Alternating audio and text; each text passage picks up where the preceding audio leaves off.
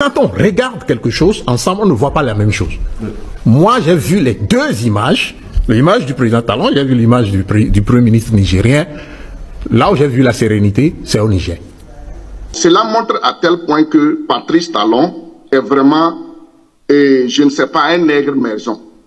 C'est pas un homme d'État, il faut le dire ouvertement. Ouais, c'est mieux comme ça, un nègre maison, c'est trop fort à mon avis. Non, pourquoi je le dis? Parce que c'est des affaires d'État. Vous parlez tout de suite des États. Il faut utiliser les mots qu'il faut, il faut faire l'analyse de façon objective.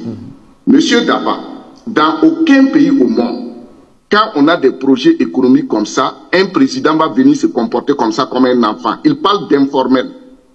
Alors que ce n'est pas aujourd'hui le projet a commencé. Tout est ficelé. Les Chinois viennent accoster pour prendre, vous dites que la frontière n'est pas fermée, n'est pas ouverte. Pourquoi vous ne voulez pas ouvrir les frontières pour que, et vous voulez que le pétrole passe? Est-ce qu'il se soucie des intérêts économiques du Bénin? C'est ça que moi j'ai vu. Vous pouvez repartir, regarder les vidéos, vous pouvez voir ce que vous allez voir, mais moi j'ai vu la sérénité du côté du Niger. Et le Niger ne s'est à aucun moment, c'est-à-dire le Premier ministre ne s'est à aucun moment mis en position du nécessiteux qui veut qu'on ouvre on fasse passer les pétroles par ici. Il n'a jamais été dans cette position. Vous avez un pays qui est enclavé et qui est protégé dans son enclavement par des lois au plan international. Et brutalement, on ferme toutes les frontières. Même les médicaments ne peuvent pas traverser les frontières. Rien ne pouvait traverser les frontières. Et ce pays a dû se replier sur lui-même pour retrouver la résilience qu'il faut pour pouvoir résister à cet événement qui se produit. Et vous voyez, le pays a commencé à déployer, à développer d'autres tuyaux de respiration. Et vous revenez, vous dites, c'est-à-dire que vous avez fait cela. Le pays a résisté. Le pays est resté égal à lui-même. Le Niger a trouvé les moyens de sa résilience et a survécu à la situation qui s'est posée à lui. Ensuite, le Niger est donc maintenant dans une situation où le Niger véritablement n'a pas besoin du Bénin pour aller de l'avant. Vous pensez, docteur Wissou?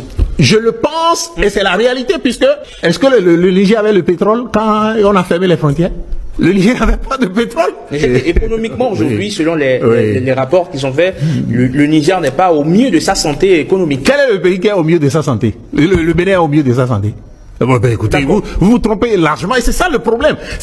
Dans amusement comme ça, le Niger d'Abdourahmane Tiani refuse d'ouvrir ses frontières au Bénin, malgré la pression du président et Patrice Talon du Bénin. Le Niger refuse, du président Abdourahmane refuse toujours, refuse de céder à la pression du Bénin. Chers frères et sœurs, vous allez écouter l'intervention, la réaction des leaders, des personnalités, en tout cas, des personnes d'État, en tout cas les personnalités du Bénin ou bien du Niger ou bien de l'Afrique qui ont réagi à ce sujet par rapport aux réactions du président Talon et le premier ministre nigérien. Vous voyez, puisque quand cette histoire... C'est ça l'infantilité de la chose. Non, c'est des questions hautement d'État. Et tout de suite, vous avez parlé de l'État, tout le monde est découragé. C'est ce que je vous dis ici toujours. Il va falloir que les Africains se donnent le temps pour créer l'État. On n'a pas encore d'État. On n'a que des colonies qui sont là. On vous met ensemble en conflit et on dit que vous êtes des pays. Sinon, quand on parle d'État, les intérêts économiques priment. Surtout parce que c'est l'économie qui fait vivre le peuple, le pays. Et regardez en Europe, l'affaire de Nord Stream dont vous parlez. Qui ne part pas payer le pétrole russe? Les Américains partent payer, les Européens eux-mêmes, ils ont fait tous des accords secrets. Parce que c'est vital pour l'économie. Et quand nous, on regarde en Afrique, mais on ne comprend pas. Ici, l'économie tourne 24 heures sur 24. Donc, une fois qu'il y a un arrêt même de 24 heures, ça peut créer des problèmes. Mais nous, on ne comprend pas. Comment un tel projet de haut niveau entre le Bénin et le Niger, Patrice Talon qui devait être même très content parce que ce serait très bénéfique s'il était un homme d'État. Patrice Talon allait saisir cette opportunité régler les choses, profiter même de l'occasion, saluer le Niger pour dire malgré tout, voilà maintenant les opérations économiques qui ont commencé. Pour dire que lui, il a la volonté, il salue le Niger, ils vont ensemble gérer cette situation et le deuxième pas maintenant, il va négocier l'ouverture des frontières. Mais tu n'as pas encore fini, des gens, il n'y a pas un an, tu menaçais que tu vas aller les tuer. Il y a ces projets-là, ils t'ont rien dit, ça va passer, tu auras ton paiement. Et tu viens dire que non, c'est informel, lui, il ne veut pas faire des trucs. Il n'y a rien d'informel. Maintenant, le danger ici, c'est quoi? C'est qu'on va encore nous avoir, nous les nègres. La Chine est un pays qui a une expérience très longue dans ce genre de questions. Rappelez-vous du projet comment on appelle la route de la soie. La Chine a fait construire combien de milliers de kilomètres de rails à travers l'Europe et à travers le monde pour faire passer ces marchandises. C'est droit international que la Chine tient là. Si le Bénin et le Niger s'amusent, la Chine peut les taxer demain. Au contraire, les deux États devaient profiter, aller se former en Chine sur ces questions de droit international à travers ces systèmes économiques de pipeline et de voies transfrontalières là, pour venir maintenant vraiment gérer les pays. Mais vous voyez où ça va, c'est un danger pour les deux pays, parce que le jour que la Chine va les traîner sur des tribunaux internationaux, parce que si ça ne commence pas, la Chine va perdre et la Chine peut les poursuivre. Donc, moi je pense que ces cas-là, ça vient nous montrer, nous Africains, comment au haut sommet de l'État, les gens sont des fonctionnaires, ce ne sont pas des hommes d'État. Sinon, moi je pense qu'il n'y a pas de problème ici. Les Nigériens n'ont rien fait de mal, les Nigériens n'ont rien fait de mauvais. Si Talon était un homme d'État, c'est lui qui allait saisir sa... Justement, Dacier, vous reprochez au président béninois Talon de ne pas être un homme d'État. On peut faire exactement le même reproche au président nigérien Tchani.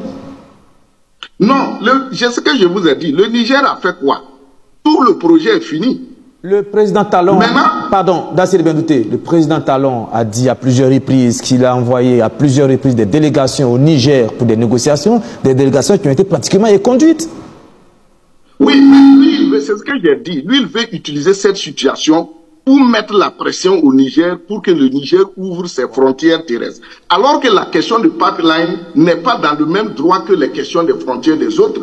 Et lui, comme je l'ai dit, il devait saisir plutôt cette situation, régler ça avec le Niger et maintenant profiter, maintenant dire, ah, vous voyez, j'ai fait des concessions, maintenant là, passons à autre négociation. C'est ça l'homme d'État, c'est ça la diplomatie. Vous voyez, puisque quand cette histoire d'embargo sur le pétrole du Niger a commencé, voici les deux personnes qui ont réagi. À part le ministre porte-parole du Bénin, qui a également demandé au président du Niger, Abdourahmane Tiani, de venir vérifier le Bénin, voir et venir les montrer là où il y a. En tout cas, ou soit d'envoyer certaines personnes ou certains journalistes venir vérifier, voir là où il y a encore les camps militaires des Français au Bénin.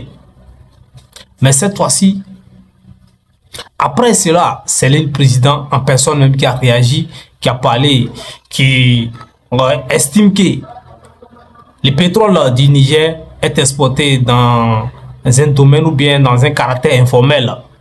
Donc, si ils refusent d'ouvrir les frontières, donc, et ils aussi vont bloquer cette transaction d'exportation du pétrole qui passe par l'océan ou bien le port du Bénin, port du Cotonou.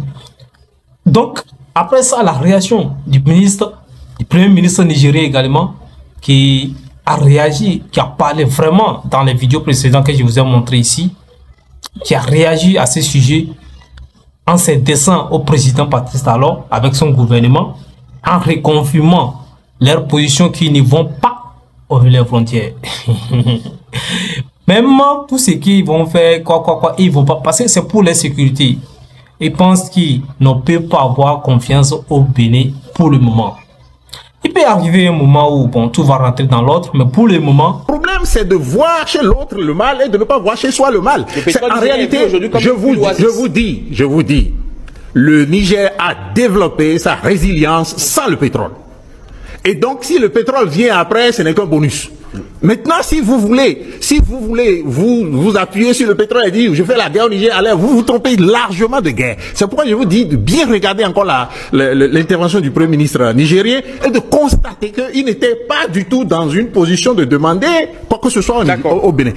Nous devons remarquer que à la longue, c'est-à-dire dans la durée, le perdant, tout le monde perd, bien sûr, dans la durée. Mais le perdant, celui qui perd le plus, c'est le Bénin. Parce que le Niger, et le Premier ministre l'a encore dit, écoutez, le passage du gazoduc, c'est pas gratuit. Ça crée des emplois au Bénin, ça donne des taxes au Bénin. Ça permet quand même aussi au Bénin, comme vous le dites, si le Niger a des problèmes parce qu'on a fermé le gazoduc, le Bénin aussi aura des problèmes. Donc il y a un certain nombre de choses que nous devons comprendre. Et à partir du moment où on a compris ça, nous devons pouvoir adopter un profil bas et aller vers le Niger, bien sûr. Ils vont fermer leurs frontières. Un pays qui a résisté lorsque vous avez fermé leurs frontières, comment on appelle, les médicaments ne passent plus, les denrées alimentaires ne passent plus, tout ce qui est importé du Cotonou à Niamey ne passe plus. Ils ont su vivre, ils ont pu respirer comme l'explique ce leader dans cette vidéo, autrement, sans les Bénin. Donc, si aujourd'hui ils bloquent les pétroles, vous pensez que le Niger ne va pas survivre? Le Niger va survivre. Et ça, qui profite, c'est le Togo qui profite. Parce que quand il laisse les Niger, il s'adresse au Togo. Et en même temps, il y a une loi qui sort également pour interdire, en tout cas, certaines exportations, bien collaboration entre les Bénin et les Togo également. Il y a de cela très fort longtemps, le président béninois a bloqué les routes à Midekayo pour bloquer les frontières entre les Bénin et les Togo pour des exploitations des maïs et autres. Sans, bon, je ne sais pas trop la raison pour laquelle il a fait ceci. C'est là avant même tout ce qui est arrivé avec les pétroles ou bien les relations avec les Niger. Aujourd'hui encore, il maintient sur cette route-là. Est-ce que les Bénin veulent transformer les Togo comme ennemis et les Niger comme ennemis et les Burkina Faso, les Mali, tout cela comme ennemi? Maintenant, est-ce que le président Patrice Talon a une stratégie pour faire sortir son pays pour la pauvreté sans collaborer avec d'autres pays comme les Togo, les Niger et les Burkina Faso et autres, puisque le président béninois fait partie des présidents qui se sont apprêtés à attaquer les Bénin et les Niger, pardon, par rapport au coup d'État. Et cette fois-ci, si on sort des lois ou bien des trucs de pression et tout ça là, mais attention, tout le monde est inquiet. Donc, chef producteur, vous savez, c'est la différence entre le président Patrice Talon et le président du Togo. Bien sûr, le président du Togo passe aux négociations et aime se fier à la négociation et non à la pression ou bien des trucs de guerre ou bien tout ça là.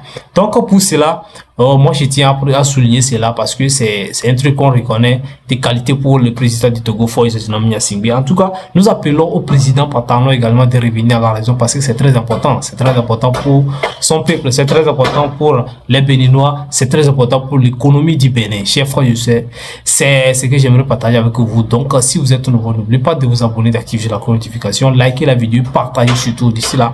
Donnez votre avis dans les commentaires, c'est très important. Alors,